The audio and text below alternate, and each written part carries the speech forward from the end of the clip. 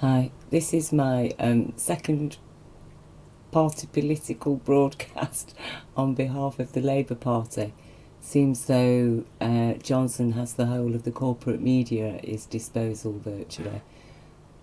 So I'm going to balance some numbers here to help people who are thinking of voting Conservative or who consider themselves Tory or Lib-Dem. I'm going to explain why, really, you seriously do need to think about voting Labour. And it's been peddled a lot that, Jeremy Corbyn's going to be introducing all these schemes that are going to cost a fortune and everybody's going to be paying lots and lots of tax and blah, blah, blah.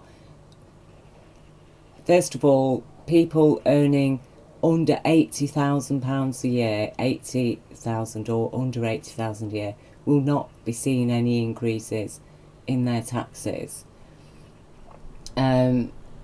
It's for people over that mark, and the taxes increase the higher income people are on. Now, one of the things that I'm going to explain, because the vast majority of the people in Britain earn under 80,000 a year, and so, but among them are a lot of Tory and Lib Dem supporters who genuinely believe that a Labour government is going to be bad for them personally. But I'm going to explain why a Labour government will actually be a lot better for you than a Tory or a Lib Dem government. And as I say, you just cannot trust the Lib Dems as you cannot trust the Tories, because they're liars. And this election, well, what's happened since Brexit, I think, or rather since this particular Tory government took office, what we've witnessed is a level of crime, an increasing level of crime and criminality from high office, to the extent of policies that do actually kill people. And they knew that people would die as a result of these policies. It was a foreseen thing, in exactly the same way that they foresee Brexit will see an increase in deaths, to the extent that the government has stocked up on body bags. And, that has been confirmed by people that worked on Operation Yellowhammer and things. They have stockpiled on body bags because they foresee that Brexit will deliver such hardship within Britain and that people will die as a result. Okay, so that's the kind of government that we're now dealing with, a government that does blatantly lie, a Prime Minister that blatantly lies, even to the Queen. Basically, they will say anything to get what they want, and they will tell lies to scare people into supporting them, you see. And many lies have been told about Corbyn, and the general gist is that he's a Stalinist communist, he's anti-Semitic, and he hates rich people. And this just is not true. He's not anti-Semitic. There's absolutely nothing, not a shred of evidence to support that. In fact, all the evidence supports the opposite. He does not hate rich people. He stands up for humanity. And the fact is that, look, if Johnson gets in, the pound is going to crash, okay? The longer he's in, and he will get his hard Brexit, because that's what he wants, that's what he's going for. He will just walk out of the EU with no deal, and it will be devastating to Britain, and the pound will crash. Now, I predict that it'll be worth about 50p as to what it is worth now. Okay? But I think that is actually an optimistic prediction. I think realistically, really, you could be looking at a pound worth 35p or 25p. The pound becoming actually the equivalent of what a crown was. I think a crown was worth 25p. Okay, so the pound will become the equivalent of what a crown was in the 90s, you know, before we moved to decimalisation. And so that is really serious. So to the people who are worried about paying maybe a few £100 or a few £1,000 extra in taxes each year, imagine how much extra money you will be paying just for the fact that the pound in your pocket is now worth only 25p. So although you were on £80,000 a year, sorry, over £80,000 a year, let's say you were on that you're on £100,000 a year, suddenly you're only on £25,000 a year because the pound in your pocket is only worth 25p. Do you see what I'm getting at here? I mean, you know, Tory supporters are actually hedging bets against the pound. And yeah, they've said they won't hold an inquiry into hedge funds speculating on a no-deal Brexit because they are shorting the pound. And the deeper it falls, and I tell you, a no-deal Brexit, food prices will be skyrocketing, whatever food manages to get in. The government has said it's got no legal obligation to provide food. I will leave the links. Check it out, people. Check it out. Really, the Tories are not supporting anybody in this country but the very top 1%. And that's the global top 1%. You're not just talking about the Britain's top 1%. We're talking about the global financiers and big corporations. This election is a vote either for British people or for the global corporations, and they will be imposing a Stalinist-style corporate communism on us. It'll be every bit the same as state communism. Nobody will own a business really outside of the corporations. There'll be no human rights, no workers' rights, no environmental protection laws. All of those, as I say, I will leave you the links. Check them out, people. Know what you are voting for. This is not an election like any other election before it. You can't go on past election poll, the results of the 2017 election, because of what people know now. That's why I'm saying don't tactically vote. If you're in an area that's Tory Lib-Dem, forget the tactical vote for Lib-Dem. Vote for Labour. Because that's the only choice. Because we can't trust liars. You cannot trust a liar. The Lib Dems are liars. They're complicit. They've been complicit with the Tories every step of the way. Never ever trust them. The Tories are liars. And their policies have killed people. And they intend to kill a lot more people with them.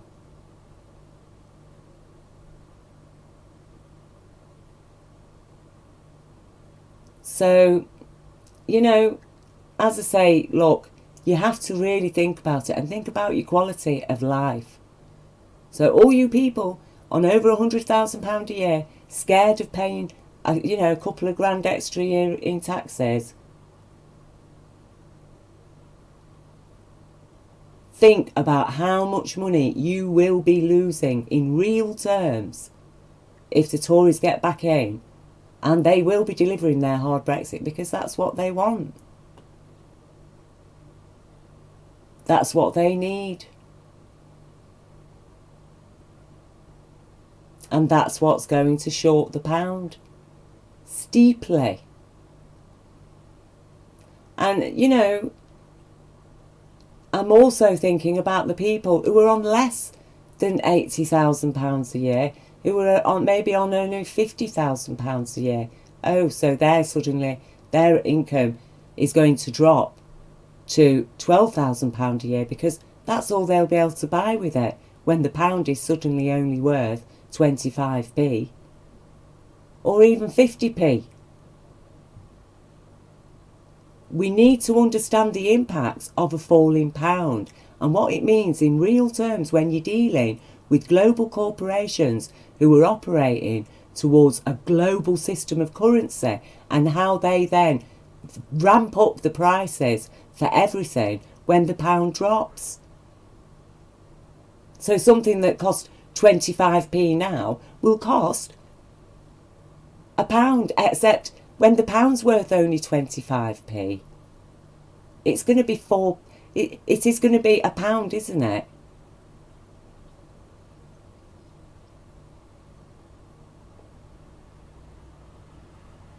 You see?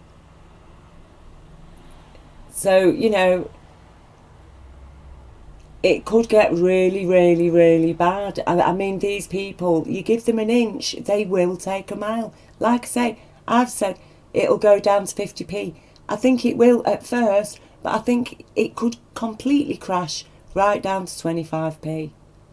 And that is being realistic at just how far these people are prepared to go. And people think, oh, but everybody will go mad, you know, there'll be riots. No, they won't. Because they will be bringing in martial law. You'll have men with guns on your streets. You're not going to riot. There'll be curfews. There'll be restrictions on freedom of movement. The revolution, the coup, shall not be televised.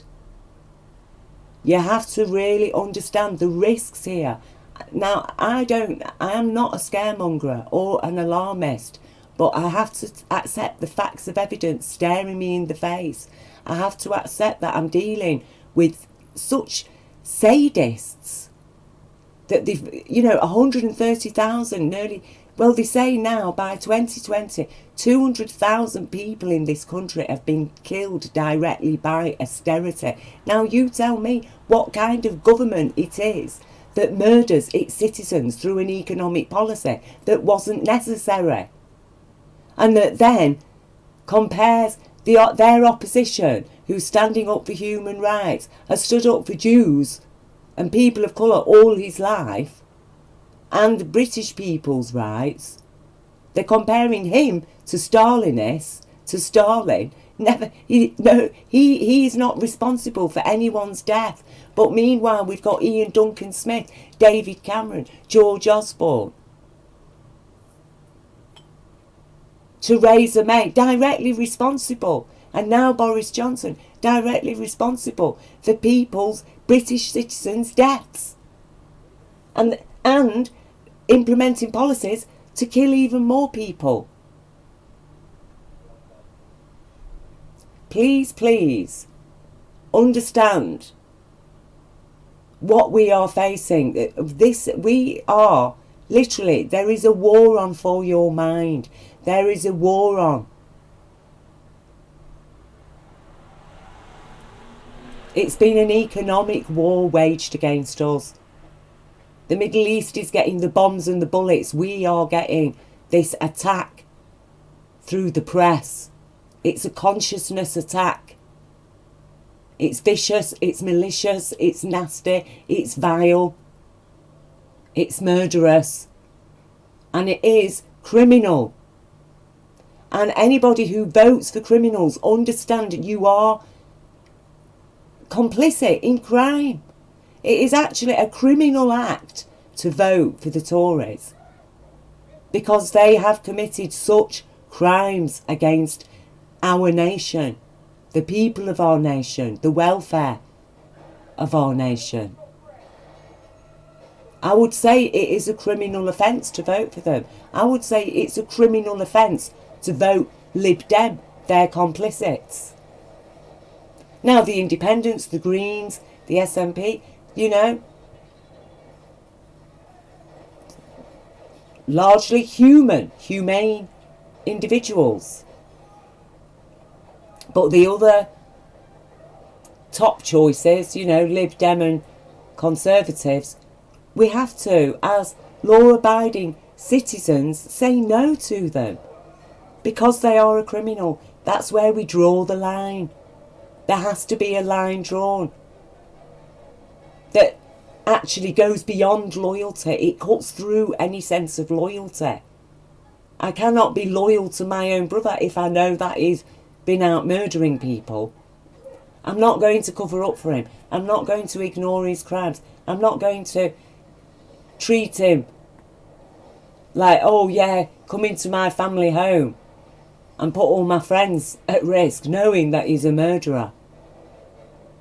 I'm not going to leave the public at risk from him, no matter how much I love him, no matter how much money he offered me.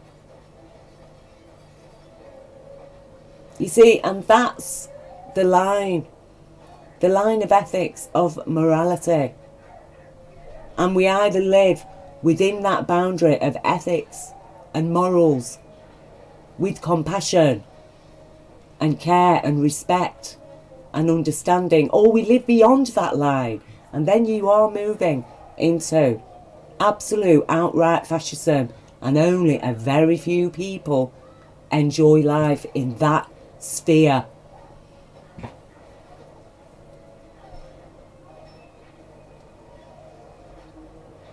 Although they might attract millions with the fanfare, when the fanfare's over, you're dealing with the harsh reality of a fascist police state.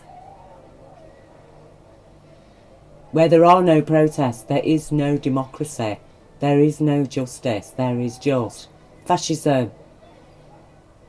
Judgments from harsh people who have no compassion, have no boundaries of ethics or morals, no sense of the law.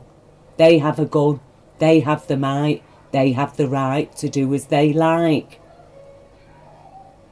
That is what the men and women of World War II fought against. And we said it shall never again be established in Britain. And we thought we had removed it. But it's there, hoping to get in again. So people, we need to forget everything we've been told about politics, what we believed as we've been growing up, that, yeah, you know, the Tories are for the reasonably comfortably off upper middle class people and rich people, and Labour's for the working class and, you know, people on benefits. No, that is not what this is about. This is about a fight for our rights, for our future, for whether we are a lawful society or a criminal society. And if we are a criminal society, we will continue with the criminal government or their complicits. If we are a lawful society, we will vote for Labour. That's standing up for humanity and our environment, our planet, our rights. And, you know, therein is true freedom.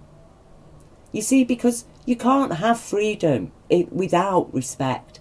If you don't respect the rights of life,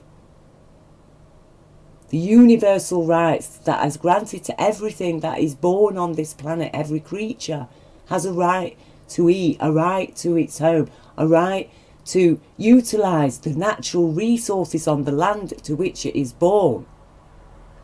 Every creature, including humanity.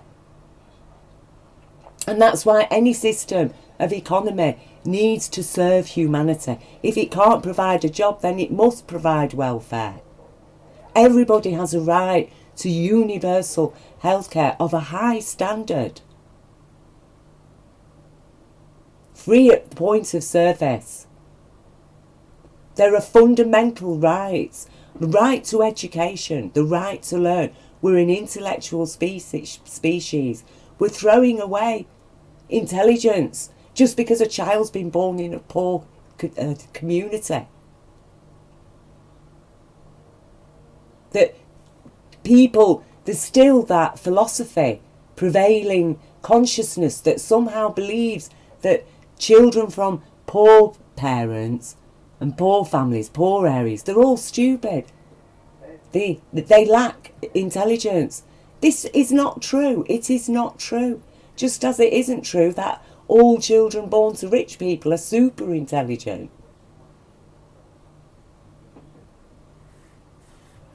Because without intelligence, what are we as a species? We're just a monster. That's what we amount to on this planet. A heartless, cruel, sadistic, greedy monster. If we are not living according to intelligence. And without intelligence without compassion is insanity. It's a disabled intelligence that will lead to insanity if it is given the power. Because it has no guidance. You see? It takes extra intelligence to be able to empathise. To be able to look at somebody else and put yourself in that creature's shoes, in that person's shoes. To imagine yourself as an animal, or as another human being, or as a child, or as somebody of the opposite sex, and think, how would I feel? You know, to empathise. That takes intelligence, to be able to step outside of yourself. People who lack that ability do not belong in positions of power. And that's the fact of it. And unfortunately, we know without a shadow of a doubt that these Tories lack basic human empathy. They live by a code of standards that have been set by themselves and previous generations of their class, in which they believe that the majority of British people are inferior and they alone are superior and have rights to live above everybody else and to control and dictate everybody else, and that their money will buy them an office of Prime Minister, it will buy them a judge, it will buy them a newspaper, it will buy them journalists, it will buy them ITV, Channel 4, the BBC, it will buy them votes from you, because it will employ them to lying to you. And behind the scenes, they and their friends will be speculating on their evil plans for Britain. Now, I have exposed that Brexit is actually a treasonous plot, and that this government is largely acting on behalf of foreign agents towards serving foreign interests directly at the expense of the majority of British people. And therefore, I am asking the majority of British people now, please get your head out of the clouds, lift your head out of the sand. Tear yourself away from the fictions and the fantasies and the lies and the deceptions. Face reality. Do you want to walk over the edge of a cliff, or do you want to make that turn and find a human being around the corner and some warmth of humanity within our communities, within our towns, within our cities, within our nation? Are we going to leave the children of tomorrow a brighter day? Or are we going to leave them the doom and gloom, the black hole existence that Boris Johnson and crew are hell-bent on delivering? Are we going to become a corporate farm, or are we going to remain an independent, democratic, socio-capitalist nation? That is what we need to be asking ourselves, because that is what the Tories and the Lib Dems are offering. Corporate communism or democratic socio-capitalism with Labour. That's the choice. That is the choice. Okay, so I do urge everybody to think with your head. Okay? Think with your head. And no matter what you feel in your heart, you've been told about Labour, against Labour, or how much you love your Tory Party or certain individuals in the Tory, you have to face the facts and be guided by the facts. And the facts tell us that the vast majority of people in Britain are far, far better off with a Corbyn-led Labour government than with any other party standing for election right now. And that is a fact.